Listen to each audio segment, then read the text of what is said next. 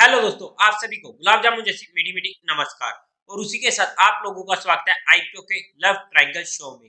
Back to back एक और mainline IPO साथ के साथ, मतलब कि डोम्स आईपीओ के साथ कोलैप्स हो चुका है।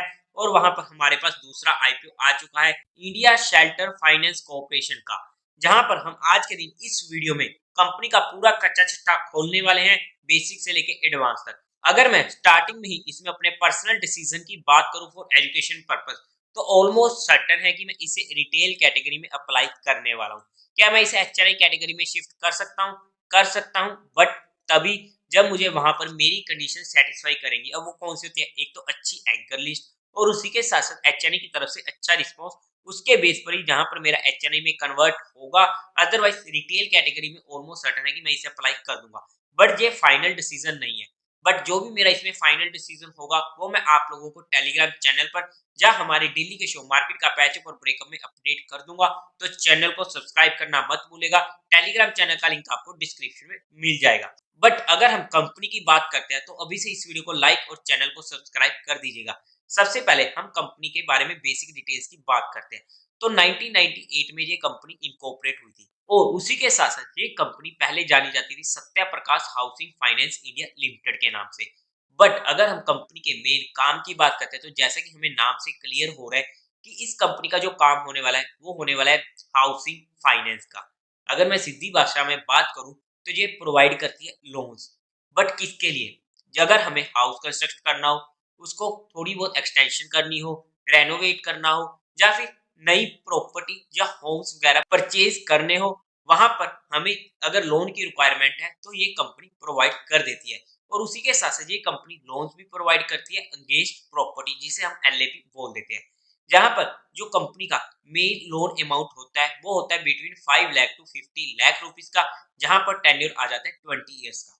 यहाँ पर एक जनरल सा पॉइंट आता है, क्योंकि हम मोस्टली प्रॉपर्टी के लिए, हमें घर बनाना हो या कुछ भी करना हो प्रॉपर्टी के रिगार्डिंग, तो वहां पर लोन लेते हैं और वहां पर हमारे पास एक अच्छा टेन्योर भी होता है।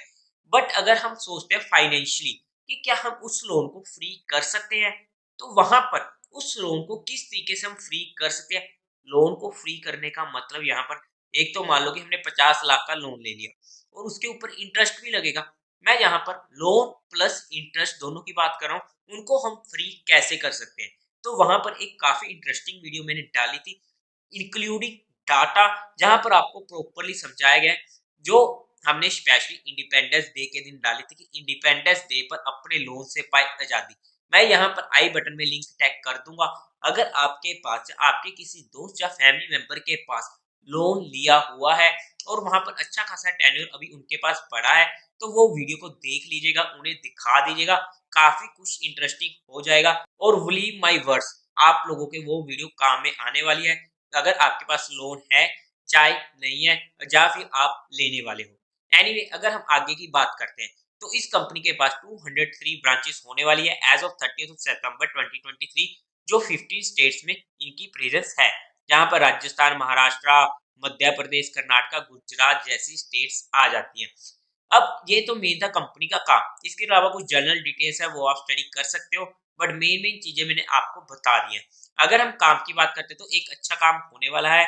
अगर हम कुछ और डिटेल्स की बात करते हैं तो यहाँ पर अगर हम इसके टेंटेटिव टाइम टेबल की बात करते हैं तो ये आईपीओ 13 दिसंबर को ओपन होने वाला है, जिस दिन डोम्स ओपन हो जाएगा। क्लोजिंग होगी 15 दिसंबर की, अलॉटमेंट होगी 18 दिसंबर को, और 19 दिसंबर से आपके पैसे रिफंड हो जाएंगे इफ नॉट अलॉटेड। और इसकी टेंटेटिव लिस्टिंग डेट होने वाली है 20 दिसंबर। उसी के साथ साथ कुछ और डिटेल्स की बात करते हैं तो 5 रुपीज पर शेयर की फेस वैल्यू रहने वाली है। प्राइस बैंड रहेगा 469 से 493 का। हमें तो अप्लाई करना है कट ऑफ प्राइस, बिकॉज अगर आईपीओ ओवर सब्सक्राइब हो जाता है तो वहां पर हमें कट ऑफ प्राइस पर ही प्रेफरेंस मिलती है। अदरवाइज अगर हमने इससे कम प्राइस डाल देते हैं और वहां पर ओवर सब्सक्राइब हो चुका है वो आईपीओ, तो वहां पर हमारी एप्लीकेशन पहले ही रिजेक्ट हो जाती है। लोड साइज होने वाला है 30 शेयर्स का। टोटल इशू साइज है 1200 करोड़ का, एक डिसेंट सा, कोई दिक्कत नहीं है। जिसमें से फ्रेश इशू रहेगा 800 करोड़ का और ओएफएस रहेगा 400 करोड़ का। जो डोम्स के आईपीओ में नेगेटिव पॉइंट था, वही इस आईपीओ में पॉजिटिव पॉइंट आ जाता है, क्योंकि वहां पर ओएफएस काफी हैवी अमाउंट का था और यहाँ पर फ्रेश इशू काफी हैवी अमाउंट का है। तो ये हमारे पास एडिशनल पॉजिटिव पॉइंट हो जाता है as compare to DOMS IPO. BSE NSE दोनों पर यह आईपीओ लिस्ट होने वाला है। अगर हम आईपीओ के कोटास के साइज की बात करते हैं तो क्वालिफाइड का 50% का, रिटेल में 35% का और एचएनआई में 15% का। उसी के साथ साथ लोट साइज की अगर हम बात करते हैं तो एक लोट रिटेल कैटेगरी में 30 शेयर्स का होगा जिसकी अमाउंट पड़ेगी 14,790 रुपीज की। स्मॉल एचएनआई में 14 लोट्स के लिए अप्लाई करना पड़ेगा जिसकी अमाउंट पड़ेगी 2,07,060 रुपीज। बिग एचएनआई में 68 लोट्स के लिए अप्लाई करना पड़ेगा जिसकी अमाउंट पड़ेगी 10,05,720 रुपीज की। उसी के साथ साथ अगर हम बात करते हैं आईपीओ के प्रमोटर होल्डिंग की तो वहां पर प्रमोटर्स की बात करें तो Anil Mehta Westbridge crossover fund LLC and Aravali investment holding company के प्रमोटर रहने वाले हैं। शेयर होल्डिंग पैटर्न था प्री इशू 56.75, पोस्ट इशू रह जाएगा 48.17%। मेजोरिटी नहीं रहेगी जो हमारे लिए एक नेगेटिव पॉइंट हो जाता है। बट अगर हम कंपनी के मेन मुद्दे की तरफ चलते हैं यानी कि हमारे कंपनी के फाइनेंशियल्स की, तो वहां पर अगर हम देखते हैं तो टोटल असेट्स थे 2462 करोड़ के 2021 में और वहीं पर ये इंक्रीज होते होते 2023 में पहुंच चुके थे 4295 करोड़ के, 30 सितंबर में 4758 करोड़ के। एक अच्छी ग्रोइंग रेट हमें यहाँ पर देखने को मिल रही है और एक ऐसा सेक्टर है जहां पर हमें टोटल असेट्स और टोटल बोरोइंग्स में इंक्रीज होना लाजमी हो जाता है। अगर हम रेवेन्यू की बात करते हैं तो 322 करोड़ का रेवेन्यू था 2021 में जो इंक्रीज कर होते होते 606 करोड़ का पहुंच चुका है, ऑलमोस्ट डबल हो चुके हैं।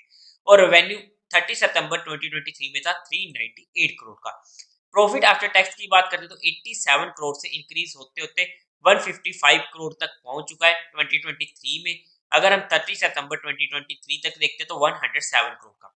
अच्छी ग्रोइंग रेट है रेवेन्यू में भी और डिसेंट ग्रोइंग रेट है प्रॉफिट आफ्टर टैक्स में। अगर हम नेटवर्क की बात करते तो 1374 करोड़ का हमें टोटल नेटवर्क देखने को मिल रही है। रिजर्व एंड सरप्लस में 1335 करोड़ का और टोटल बोरिंग्स इंक्रीज होते थे 3272 करोड़ का देखने को मिल रहा है।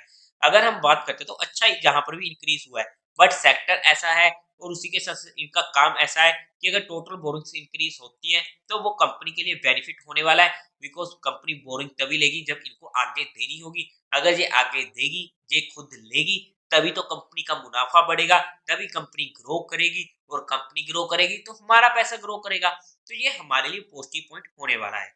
अब अगर हम बात करते हैं कंपनी के ऑब्जेक्टिव की कि आखिरकार ये कंपनी अपना आईपीओ लेके ही क्यों आ रही है, तो यहाँ पर इनको फ्यूचर के लिए कैपिटल रिक्वायरमेंट होने वाली है ताकि ये आगे की आगे लैंडिंग दे सके और उसी के साथ साथ जनरल कॉर्पोरेट पर्पस।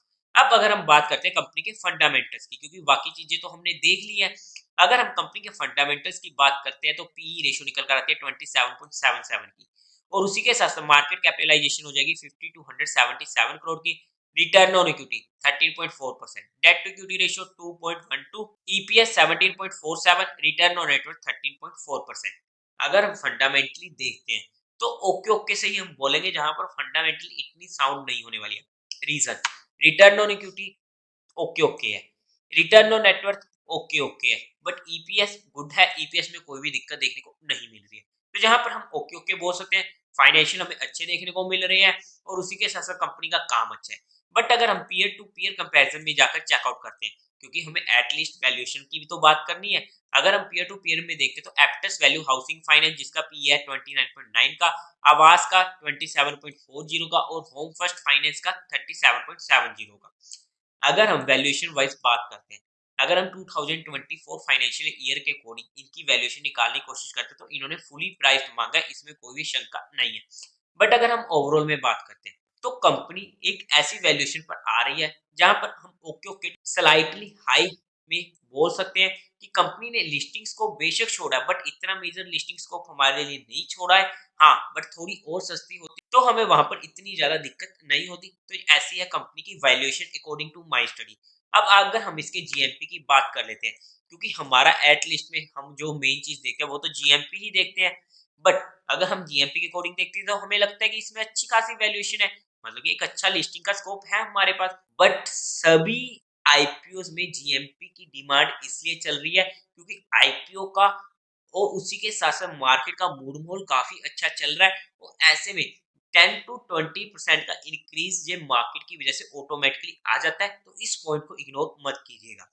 अगर हम बात करते हैं तो यहाँ पर इसका कम होता रहा है जीएमपी, इस पॉइंट को हमें देखना पड़ेगा कि क्योंकि ये डिसेंडिंग में चल रहा है। अगर हम पिछले कुछ दिनों से देख रहे हैं 44% से 30% तक आ चुका है जो एक नेगेटिव पॉइंट हो जाता है। अगर हम दोनों आईपीओ को कंपेयर करने की कोशिश करें डोम्स वर्सेस इंडिया शेल्टर आईपीओ की, तो वहां पर आज के टाइम पे डोम्स ज्यादा अच्छा लग रहा है as compare to India Shelter. अगर हमारे पास लिमिटेड अमाउंट है और हमारे पास एक ही आईपीओ अप्लाई करने के पैसे हैं, तो वहां पर डोम्स हमारे लिए अच्छी ऑप्शन हो जाती है अकॉर्डिंग टू माई स्टडी। अगर मेरे पास एक ही आईपीओ जितने पैसे होते तो मैं ऑब्वियसली डोम्स में अप्लाई करता, तो वहां पर मैं इंडिया शेल्टर को थोड़ा सा साइड पे रख देता, बिकॉज जिस आईपीओ में मुझे ज्यादा लिस्टिंग गेन की उम्मीद होगी मैं वहीं पर ही जाना चाहूंगा। मिलना या ना मिलना वो अलग मैटर है। बट एनीवे हमने यहाँ पर हर पॉइंट को डिस्कस करने की कोशिश करी है, और जो भी इसमें मेरा फाइनल डिसीजन होगा वो मैं आप लोगों को अपडेट कर दूंगा। बट आप लोगों का जो भी डिसीजन हो, एक बार अपने रिस्क रिवार्ड रेशियो को मेंटेन करते हुए अपने फाइनेंशियल एडवाइजर से कंसल्ट करके कोई डिसीजन बनाइएगा। तो देवी और सज्जन, उम्मीद है आप लोगों को ये वीडियो अच्छी लगी होगी, तो इस वीडियो को लाइक कीजिएगा, शेयर कीजिएगा और साथ ही साथ चैनल को सब्सक्राइब करें। हर हर महादेव।